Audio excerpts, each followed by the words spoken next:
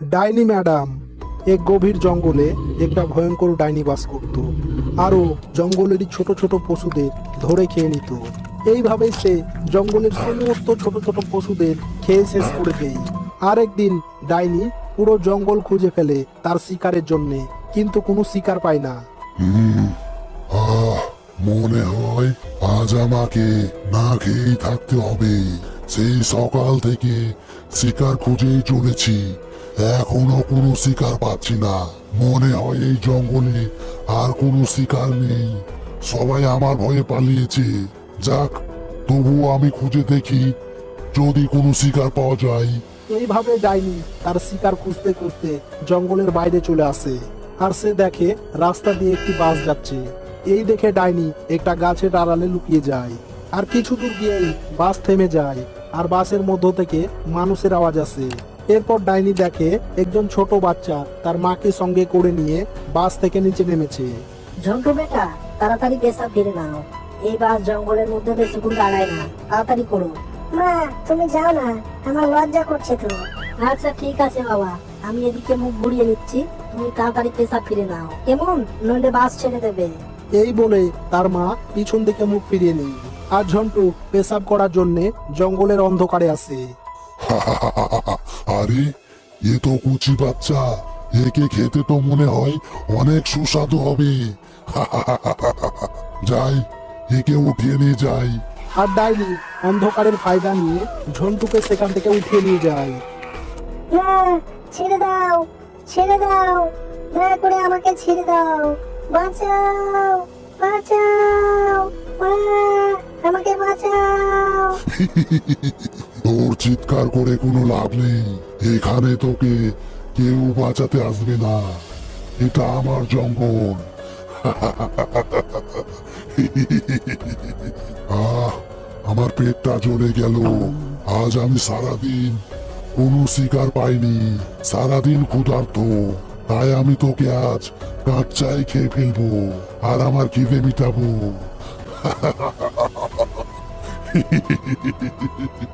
এই বলে ডাইনি তাকে খেয়ে ফেলে। আহ, ও, আমার মনটা ভরে গেল। মানুষের বাচ্চা যে এত সুস্বাদু হয় আমি আগে জানতাম না। ও, আগে জানলে কি মশা মেরে হাত লাল করতাম, এই জঙ্গলের শুকা মরা পশু পাখি খেয়ে আমার মুখটা বাদ করতাম। যাজ্ঞা, একবার যখন মানুষের স্বাদ পেয়েছি তখন আজ থেকে আমি প্রতিদিন মানুষের বাচ্চাই খাবো। না না, আর দেরি করে লাভ নেই। যাই, আমি শহরে গিয়ে দেখি কোন বাচ্চা পাওয়া যায় কিনা। এরপর ডাইনি মানুষের বাচ্চা খাওয়ার জন্য শহরের উদ্দেশ্যে রওনা দেয়। এইভাবেই সে হাঁটতে হাঁটতে অনেকক্ষণ হাঁটার পর শেষ পর্যন্ত একটি শহরে এসে পৌঁছায়। আর ডাইনিকে শহরে দেখে ভয়ে সবাই এদিক ওদিক পালাতে থাকে। আরে আরে, কি ব্যাপার, আমাকে দেখে সবাই পালাচ্ছে? মনে হয় আমাকে সবাই চিনে ফেলেছে। না না, এই রূপে থাকলে সবাই আমাকে চিনে ফেলবে আর আমার ভয়ে সবাই পালিয়ে যাবে। আমি কোনো শিকারই পাবো না। না না, আমি আমার রূপ বদল করে ফেলি, তাহলে আমাকে কেউ চিনতে পারবে না। আর আমি আরাম করে শহর থেকে মানুষ উঠিয়ে নিয়ে যাব আর আরাম করে জঙ্গলে খাবো। এই বলে ডাইনি একটা সুন্দর মহিলা রূপ ধারণ করে। আর কিছু দূর আসার পরেই ডাইনি একটা বাস দেখতে পায়, যার মধ্যে সব ছোট ছোট বাচ্চারা বসেছিল। আরে আরে আরে আরে, আমি ভুল দেখছি না তো? একসঙ্গে এতগুলো বাচ্চা, কিন্তু তারা সবাই মিলে একসঙ্গে কোথায় যাচ্ছে? আমি তো সবাইকে একসঙ্গে খেতে পারবো না, একে একে খেতে হবে। আর সেখান দিয়েই একটা লোক হেঁটে যাচ্ছিল। এই দেখে ডাইনি তাকে বলে, এই শোনো, এতগুলো বাচ্চা একসঙ্গে কোথায় যাচ্ছে? কি ম্যাডাম, সকাল সকাল আমার সঙ্গে মজা করছো? তোমাকে দেখে তো অনেক শিক্ষিত মনে হচ্ছে, তাহলে এরকম মূর্খর মতো কথা বলছো কেন? বোকা মানুষ, আমি কোনো মানুষ না, আমি একটা ডাইনি। এই বলে ডাইনি তার আসল রূপে এসে যায়। এই দেখে সে ভয়ে কাঁপতে শুরু করে। ডাইনি, আরে বাপরে, ইয়ে তো আমাকে কাঁচাই খেয়ে নেবে। পালাই, নিজের প্রাণ বাঁচিয়ে পালাই। বাঁচাও, বাঁচাও। আরে, পালাচ্ছিস কোথায়? দাঁড়া দাঁড়া বলছি। এরপর ডাইনি আবারও সেই সুন্দর মহিলার রূপ ধারণ করে নেই। আর তখনই সেখান দিয়ে একজন মহিলা হেঁটে যাচ্ছিল। এই শোন, আমি একটা ডাইনি। এতগুলো বাচ্চা একসঙ্গে কোথায় যাচ্ছে? তাড়াতাড়ি আমাকে বল, নইলে তোর ঘাড় মটকে দেবো। তাড়াতাড়ি বল। আমি জানি তুমি একটা ডাইনি। হ্যাঁ, তুই কি করে জানলি যে আমি একটা ডাইনি? কারণ আমিও একটা ডাইনি। আমি তোমার গন্ধ শুনে বুঝে নিয়েছি তুমিও একটা ডাইনি। আচ্ছা, নিজেকে চালাক মনে করিস? তাহলে একবার ডাইনি হয়ে তো দেখা। মূর্খ ডাইনি, এটা শহর, তোর জঙ্গল না। এই শহরে অনেক বড় বড় কবিরাজ আর সাধু বাবারা বসবাস করে। যদি তারা আমাদের দেখে নেয় যে আমরা মানুষ রূপে ডাইনি, তাহলে আমাদের পুড়িয়ে মেরে দেবে। তাই শহরে আমি কখনোই আমার আসল রূপে আসি না। তো এবার তুই বল, জঙ্গল ছেড়ে এই শহরে কেন এসেছিস? এরপর ডাইনি তাকে সমস্ত কথা খুলে বলে যে সে কেন এই শহরে এসেছে। হ্যাঁ, এবার বল, এতগুলো বাচ্চা মিলে একসঙ্গে তারা কোথায় যাচ্ছে? এই সব বাচ্চারা স্কুলে যাচ্ছে। তুমি এক কাজ করো, এই স্কুল বাসের পেছন ধরে ঝুলতে ঝুলতে তুমি স্কুলে চলে যাও, আর সেই স্কুলের ম্যাডামের চাকরি নিয়ে নাও। পাবলিক স্কুল তো, তুমি খুব সহজে ম্যাডাম হতে পারবে। তোমাকে যে কেউ নিয়ে নেবে। আর একবার ম্যাডাম হয়ে গেলে বাচ্চাদের পড়ানোর নাম করে তাদের ক্লাসরুমে ঢুকে যাবে, আর দরজা বন্ধ করে যত ইচ্ছে বাচ্চা খাবে। এটা ভালো যুক্তি আমি তোমাকে দিলাম, তুমি ট্রাই করতে পারো। এই বলে সে সেখান থেকে চলে যায়। হ্যাঁ, ম্যাডামের চাকরি। আজ তো মজাই এসে গেল। এরপর ডাইনি স্কুল বাসের পেছনে ঝুলতে ঝুলতে স্কুলে পৌঁছে যায়। স্যার, আমি অনেক লেখাপড়া করেছি, কিন্তু কোনো চাকরি পাচ্ছি না। আপনি কি আপনার স্কুলের ম্যাডাম হিসেবে আমাকে নেবেন? কি তাই? তুমি ছোট ছোট বাচ্চাদের সামলাতে পারবে? তাদের পড়াশোনা করাতে পারবে? জি স্যার, আমি তাদের ভালোভাবে দেখাশোনা করতে পারবো, তাদেরকে সামলাতে পারবো, তাদেরকে ভালোভাবে লেখাপড়া করাতে পারবো। কারণ আমারও একটা বাচ্চা আছে, তাই তাদেরকে কিভাবে মানুষের মতো মানুষ গড়ে তোলা যায় সেই অভিজ্ঞতা আমার আছে। I like your confidence. আমাদের এমন একজন টিচারের প্রয়োজন ছিল, আর তুমি এসে গেছো। তোমার চাকরি কনফার্ম। তাহলে কি এবার আমি বাচ্চাদের ক্লাসে যেতে পারি? হ্যাঁ হ্যাঁ, অবশ্যই। তুমি ক্লাস 1-এ চলে যাও। এরপর ডাইনি ক্লাসের দিকে যেতে শুরু করে। আর ক্লাসে ঢোকার সঙ্গে সঙ্গে সবাই একসঙ্গে চিৎকার করে। একসঙ্গে চিৎকার করে তারা সবাই কি বলছে? মনে হয় প্রাণ ভিক্ষে চাইছে। আমি কাউকে ছাড়বো না, সবাইকে কাচ্চাই খেয়ে ফেলবো।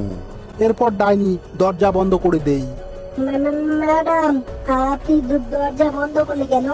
কারণ আমি তোদের সবাইকে মজা করে খাবো। ম্যাডাম, এমন বলো না, আমার ভয় করছে। বাচ্চাদের এই সমস্ত কথাবার্তা শুনে ডাইনি অনেক জোরে জোরে হাসতে শুরু করে। এরপর ডাইনি একটা একটা করে সমস্ত বাচ্চাগুলোকেই খেয়ে ফেলে। এরপর সে আবারও সেই সুন্দর মহিলা রূপ ধারণ করে সেখান থেকে চলে যায়। এরপর থেকে ডাইনি প্রতিদিনই জঙ্গল থেকে শহরে আসতো, আর রোজ এক নতুন স্কুলে ম্যাডাম হয়ে ঢুকতো, আর দরজা বন্ধ করে সমস্ত বাচ্চাদের খেয়ে ফেলতো। আর এদিকে পুরো শহরে আতঙ্ক ছড়িয়ে পড়ে। টিভিতে, পেপারে বাচ্চাদের নিখোঁজ হওয়ার খবর প্রচার হতে থাকে। এই সব দেখে বাচ্চারা স্কুলে যাওয়া বন্ধ করে দেয়। স্যার, আমি একজন ভালো টিচার, আমি বাচ্চাদের ভালোভাবে লেখাপড়া করাতে পারবো। আমাকে দয়া করে আপনার স্কুলের ম্যাডাম বানিয়ে নাও। সরি ম্যাডাম, শহরে একজন ডাইনি ম্যাডামের আতঙ্ক ছড়িয়ে আছে। ও ডাইনি পুরো ক্লাসের বাচ্চাদের ধরে খেয়ে নিচ্ছে। এখন পরিস্থিতি খুব খারাপ, তাই আমরা নতুন কাউকে ভরসা করতে পারছি না। Sorry madam. তখনই ডাইনি পেপারে একটা অ্যাড দেখতে পায়। অ্যাড দেখে ডাইনি সঙ্গে সঙ্গে সেই অ্যাড্রেসে পৌঁছে যায়। জি, আমি আপনাদের অ্যাড দেখেছি। আপনাদের নাকি একজন মহিলা টিচারের প্রয়োজন, তাই আমি এসেছি আর কি। দয়া করে আপনার স্কুলের ম্যাডাম হওয়ার একটি সুযোগ দেন প্লিজ। হ্যাঁ হ্যাঁ, অবশ্যই। আমাদের এমন একজন মহিলা ইন্টেলিজেন্ট টিচারের প্রয়োজন ছিল, আর তুমি ঠিক সময় মতো এসে গেছো। তাহলে কি চাকরি কনফার্ম? হ্যাঁ হ্যাঁ, একদম কনফার্ম। তুমি 3 নম্বর ক্লাসে চলে যাও। বাচ্চারা তোমার জন্য অপেক্ষা করছে। যাও, তাড়াতাড়ি যাও। এরপর ডাইনি তাড়াতাড়ি করে ক্লাসের দিকে যেতে শুরু করে, আর ক্লাসের মধ্যে এসে দরজা বন্ধ করে তার আসল রূপে এসে যায়। এরপর সে দেখে সেই ক্লাসে একটাও বাচ্চা নেই। টেবিলে শুধু একটা টেপ রেকর্ডার রাখা আছে, তা থেকেই বাচ্চাদের আওয়াজ আসছে। এই দেখে ডাইনি রাগে ফুলতে থাকে। আমার সঙ্গে গাদ্দারি, আর তখনই সে একটা কবিরাজ সাধু বাবাকে দেখতে পায়। এই শয়তান ডাইনি, তুই তো ধোকা দিয়ে অনেক বাচ্চাদের মেরে খেয়েছিস। এই দেখে ডাইনি অনেক ভয় পেয়ে যায় আর ভয়ে দরজা খোলার চেষ্টা করে। কোনো লাভ নেই, দরজা তুই খুলতে পারবি না, বাইরে থেকে লক করা আছে। আজ তুই আমাদের পাতানো ফাঁদে পা দিয়েছিস, তুই অনেক নিরীহ নিষ্পাপ বাচ্চাদের মেরে খেয়েছিস। আজ আমি তোকে ছাড়বো না, তোকে এর আমি উচিত শিক্ষা দেব। এই বলে সে মন্ত্র ছড়তে শুরু করে আর ডাইনি জ্বলতে থাকে। না না, বাঁচাও বাঁচাও বাঁচাও। এইভাবেই ডাইনি জ্বলে পুড়ে সেখানেই ছাই হয়ে যায়। তাহলে এই গল্প থেকে আমরা এই শিক্ষা পাই যে আজকাল সরকারি স্কুলের পাশাপাশি প্রাইভেট স্কুলেও টিচার নামে ডাইনি টিচার আছে, যারা এই গল্পের ডাইনির মতো তোমাদের বাচ্চাদের খেয়ে ফেলবে না, কিন্তু তাদের ভবিষ্যৎ ধ্বংস করে দেবে। যা নিজের কোনো শিক্ষাগত যোগ্যতা নেই, সেই আবার স্কুল করে বাচ্চাদের শিক্ষা দিচ্ছে। এরা শিক্ষা প্রতিষ্ঠানকে ব্যবসা বানিয়ে দিয়েছে। তাই সাবধান, এমন স্কুলে অ্যাডমিশন করে তোমাদের বাচ্চাদের ভবিষ্যৎ নষ্ট করো না। আমি সবাইকে বলছি না, কিছু কিছু স্কুল এমন আছে যা আমি নিজে দেখেছি এবং ট্রাই করেছি, তাই তোমাদের সাথে গল্পের মাধ্যমে শেয়ার করলাম। গল্পটি কেমন হচ্ছে অবশ্যই কমেন্ট বক্সে জানিয়ে দাও। ভিডিওতে একটা লাইক করে চ্যানেলটি সাবস্ক্রাইব করে নাও। ধন্যবাদ।